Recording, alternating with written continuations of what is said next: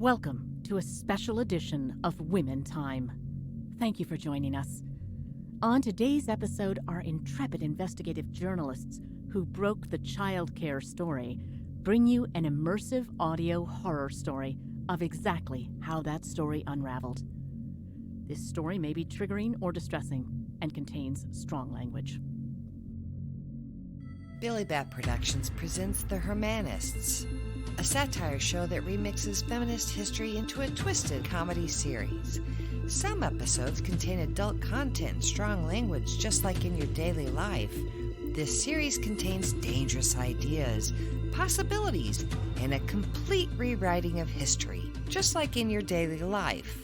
Welcome to The Hermanists! The truth. Nothing is true. Everything is broken. The first thing I do in the morning is brush my teeth and True. sharpen We're my all toes. idiots. Diddy join the circus. We're all dudes. Calm down, woman. Burn it down! Burn it down! Where's my child? Where's my child? What if Pickup is at 2. Pickup is and I at get pickup off is work at at 2 6. and I get off work at 6? What if? What if, here's the house key, don't lose it. What if? What if What I, if? she breathing? What if he it's gets taken? taken? Here's What the if house key. He's Don't just lose a it. child. What if? What Is she if breathing? I- What if? What if? What if? It was sometime in June, and my producer, Katie, and I had been working on a story with an NGO about the child care crisis. We wanted to get to the heart of what possible steps could be taken to ease the burden on, well, let's face it, mothers in this country. This was the scariest shit I have ever done. We almost got killed. We almost killed our own story and the best future for women that could... Katie, I'm sorry, but this was some messed up fucking shit. I mean, I seriously thought we were dead the moment we walked into the... Katie, let me just set the scene. Ever since the states had taken away women's health care and outlawed any initiative that sought to improve conditions for working moms. Poor. They started with the very poor, women of color, and then all working women, and then all women, just cutting off all access to anything that we could... Okay, right.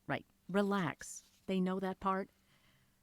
So, it was June, and the summer storms had started early that year. But what was strange to us initially was when the NGO approached us, we still didn't quite know how they knew we were doing this investigation, but it was strange. They were an NGO, so what did they care about funding our investigation? I just thought they were politically motivated, so of course we turned down the funding. Right. But then they were still contacting us, giving us tips, trying to steer the story. So we kept trying to brush them off, and while still pretending to accept their tips, just not really acting on them. Then Katie had the brilliant idea to have 2 avenues of inquiry. One that the NGO knew about, and the one we were actually going to write. Yeah, because I had gotten a call from an editor friend of mine for drinks one night, and she had asked me what I was working on, but then she did this weird head thing, like she did a tilt, and she pursed her lips together and did this I just saw a car crash eye thing, like really wide, so either she was having a stroke or something was afoot. So I casually said I was working with you on finding an angle for a childcare story. Then she was nodding her head like normal listening nodding. And I'm looking around to see if anyone's listening, but we were a good 4 or 5 feet away from anybody else. But when I turned back to her, she was staring down at this little flower vase thing on the table like a dog pointing to something on the ground with its nose. So finally I cottoned on to what was happening. Then she was like, oh, that's interesting because we've got a few inquiries at the Journal. And honestly, I don't think I heard anything else for like 5 minutes because now I'm paranoid. And the next thing I know, the waiter's asking us if we want another round. But I just wanted to get the hell out of there. So we said our goodbyes like normal, like nothing had happened. And I get home, and that was the first time I've ever had that pit of the stomach thing. Like my stomach had flushed into my intestines. Like seriously, I almost pooped my pants. I barely made it to the bathroom. Well, thanks for sharing that. Yeah, but that's when I knew, right? Someone had definitely been in my apartment. And I know in the big scope of things, this isn't important, but all I could think about at that moment was, great, someone's gonna watch me take a shit. I mean, seriously, now I have to get naked, take a shower, and pretend to sleep for 6 hours. I mean, it's annoying at best. Anyway, Angela, that's the editor I had drinks with, didn't call to make sure I got home okay or text. nothing. And that just confirmed what I already knew, because you know Angela. She once followed me home just because some random guy bought me a drink at a bar. We all need Angelas in our life. God bless her. Amen to that. So, the next morning, Katie shows up at my front door. Hey, what are you doing here? Well, nice to see you too. Well, come on in then. What are you doing? Laundry. Basement? Good idea. I will help you. Let's go to the basement. What the fuck is wrong with you? So I had to tell her all about the night before with Angela and having somebody break into my apartment. And honestly, I didn't know what was going on, but I felt like we had touched the third rail or something. I mean, something bad, because Angela doesn't act crazy like that. We need to contact Angela again and find out who put her up to that last night. I don't think we should. I'm pretty sure she didn't want to be there anyway. I think her editor sent her. Maybe it's enough she knows we're onto something? But you're right. I don't want to drag her into it. Is somebody trying to shut us up? Like, do you think? It has to be the NGO or someone we've already spoken with. I should go back through the notes. Hang on. Are all your notes on a computer or your phone? Of course, and backed up in the cloud. Oh. Yeah. Okay. No more digital. We have got to do this old school, like note paper and ink. No, wait. I should make one on the computer, like everything's normal. Yeah. If we keep 2 stories going and one is fake, but it'll give us cover to... Oh my God! Oh God! I can't die here! Get off me! Fuck you! Help! What the fuck? Ow! Help! Bitch, shut the fuck up. Oh my It's God. me, you fool. Angela! What are you doing here? You left your front door unlocked, 007. Damn, I peed all over myself. You have got to get that looked at, Katie. I know. Can I use the washer? So I got a call yesterday from my boss, who had a call from a board member wanting to let my boss know that the 2 of you are persona non grata. And I imagine that same call went out far and wide across the media landscape. So, of course, now my boss wants to know exactly what you're Do working you have any sweats or something I can put on? No. I am bare-assed. Dirty laundry's in the basket. I'm not proud. Still waiting. Look, Angela, honestly, we don't want to involve you any further. I'm sorry you got the call, but... Too late. Just tell him it's a piece about childcare and the lack of it. The effects on women, something like that.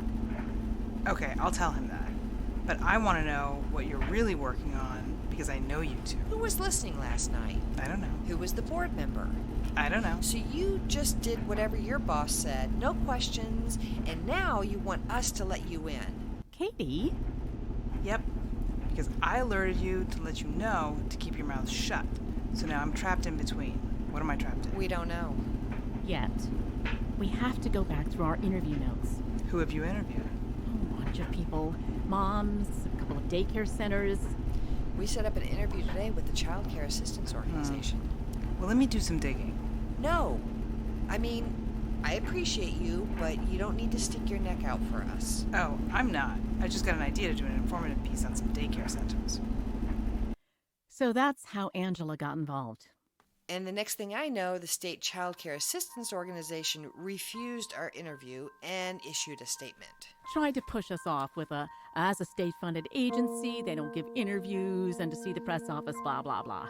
And a week later, Angela's piece is splashed on the front pages, and then it's covered on the local national broadcast service, and it's on the Twitter and the blogs. Quotes from the state-funded agencies, etc., etc. Meanwhile, the NGO stopped contacting us. So now, we are in the throes of serious thunderstorm season. The humidity is complete shit. The heat. People are walking around like withered dicks, right? So we're holed up working at my place. Okay, now let me tell this part. And Angela calls me out of the blue. Why is Oprah's plane in town? And then she says, Oh, no, sorry. I just dialed the wrong number. Sorry. and hangs up, which was weird. Again, totally out of character. Why was she telling us this and risking using the phone where others could overhear? So that got me thinking. Who knows all the ins and outs in this town? The Weird Sisters! Katie! Well, no, some people call them the Weird Sisters, but they weren't. It's just Okay, so in the northeast part of the city, there's a couple of sisters who live in this old mansion that's rumored to have been designed by Frank Lloyd Wright. I know them because I had to cover this big charity shindig a few years ago, and I was told they were the rings to kiss if I wanted coverage information, and for whatever reason, they liked me and invited me over for tea. I'm sorry, hang on. First off, they were practically hermits. No, they were just really old and couldn't get out much. God, Katie, have some sympathy. Well, secondly, whatever happened to that phone guy? What phone guy? Oh, don't answer that, never mind. So every once in a while, I would connect with them, and we'd have tea. I thought they were very nice, very sweet, and they'd set out a whole tea service, and I would talk about the news with them, and they'd tell me some of the city's unwritten history and gossip. Man, could they gossip. Still sharp as tacks, and knew all the ins and outs around here.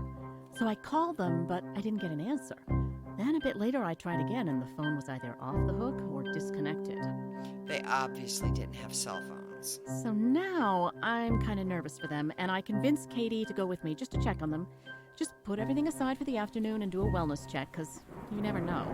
So we get out there, and the place is dark. But I know there's usually someone around. They've got gardeners and a housekeeper who minds the house and dogs for them. So we get out of the car, and when I go to use the door knocker, the front door sweeps in. Dude, let's just go. Obviously, no one's home. Then why are there cars lined up back there? Look. Oh, yeah. Well, look, I don't feel good about this. My tummy hurts. Katie, if you shit yourself, I will never forgive you. I'm not. It's just... This is exactly how horror stories start. Come on. Hello? Anyone home? Mrs. Chandler? Okay. Nope. I'm going back to the car. No, you're not. Try the light switch. Mrs. Chandler's, hello? Okay, look in the back. Past the kitchen is a solarium. You check that out, and I'll go upstairs. The fuck you say? No, no! Fine, but you need to stop hanging on me. I can't move my arm. Okay. Other arm. Off me. Katie doesn't like this one bit. Not one bit! Ah! Ah! It touched me! It touched me! Katie, oh, for fuck's sake, just stay where you are. I'll come back to you. Please don't be dead. Please don't be dead. Please don't be dead. Hello? Mrs. Chandler's? Hello? Mrs. Chandler's? Hello? What the hell is that? Whoa. That is one hell of a mood board. Ugh! What the fuck? What the fuck? What the fuck? What the fuck? What the fuck? What the fuck? Katie needs a weapon. Ah! Ah! Okay, bitches. Come get me. Keep your cell phone off. Use the force. The force is strong with Katie. Stop narrating. Okay, but I need to find out. Shh, okay.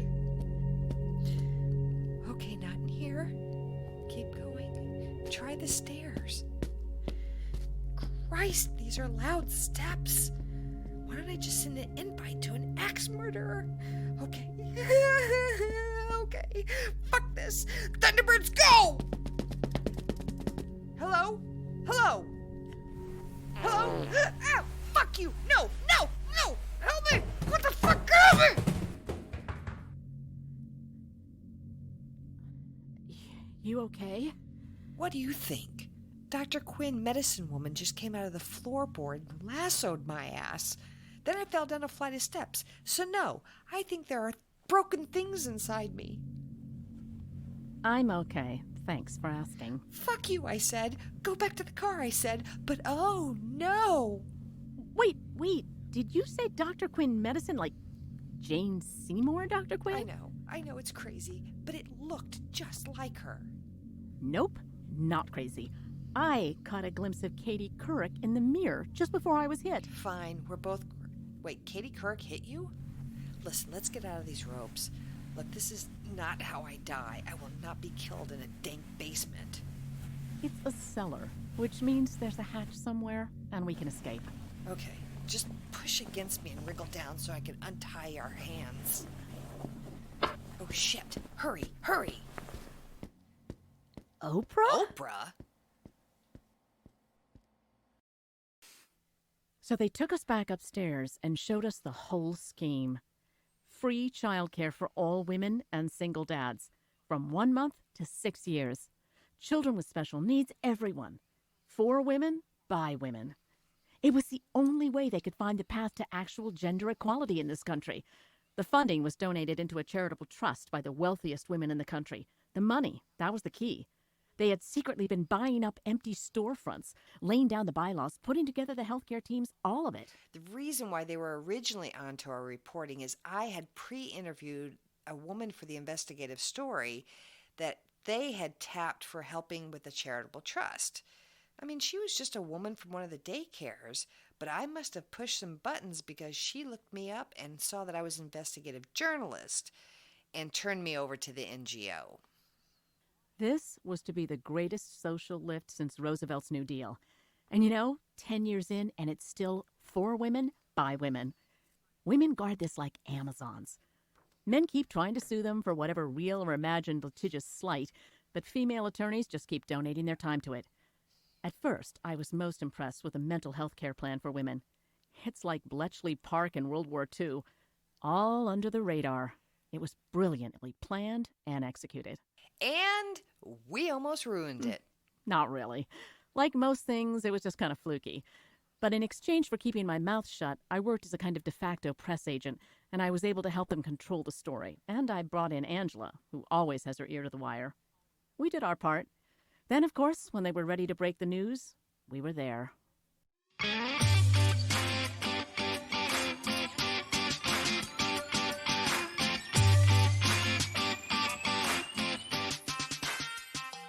The Hermanists is a Billy Bat production starring Nina Greeley and Sailor Billings. Music by John Bartman from Free Music Archive and sound effects from freesound.org. Thank you for listening. And if the mood strikes you, please like and review. Hey!